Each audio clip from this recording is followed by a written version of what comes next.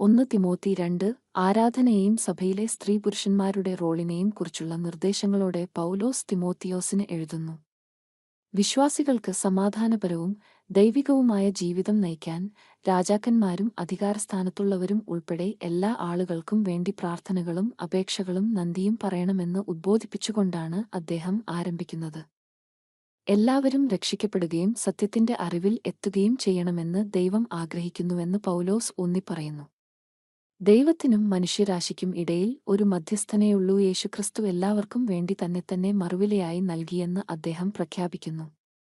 ഒരു പ്രസംഗകനും അപ്പോസ്തലനും എന്ന നിലയിലുള്ള തന്റെ പങ്ക് പൗലോസ് സ്ഥിരീകരിക്കുന്നു, പ്രത്യേകിച്ച് ഈ സന്ദേശം വിജാതീയരിലേക്ക് എത്തിക്കുന്നതിൽ. തുടർന്ന് ആരാധനയിലെ പെരുമാറ്റത്തെക്കുറിച്ചുള്ള നിർദ്ദേശങ്ങളിലേക്ക് പൗലോസ് മാറുന്നു.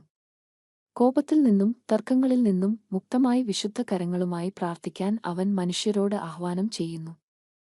ബാഹ്യമായ അലങ്കാരങ്ങളിൽ ശ്രദ്ധ കേന്ദ്രീകരിക്കാതെ ദൈവഭക്തിയെ പ്രതിഫലിപ്പിക്കുന്ന സൽപ്രവൃത്തികളിൽ ശ്രദ്ധ കേന്ദ്രീകരിച്ച് മാന്യമായി വസ്ത്രം ധരിക്കാൻ അദ്ദേഹം സ്ത്രീകളെ ഉപദേശിക്കുന്നു. സ്ത്രീകൾ നിശബ്ദമായി പഠിക്കണമെന്നും പുരുഷന്മാരുടെ മേൽ അധികാരം ഏറ്റെടുക്കരുതെന്നും അദ്ദേഹം നിർദ്ദേശിക്കുന്നു.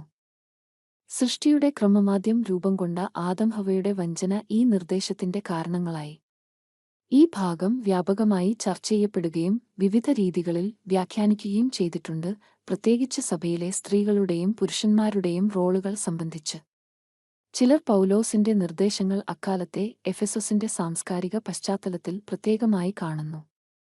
മറ്റുള്ളവർ അവയെ സഭാ നേതൃത്വത്തിനും ആരാധനയ്ക്കും വേണ്ടിയുള്ള സാർവത്രികത്വങ്ങളായി കാണുന്നു.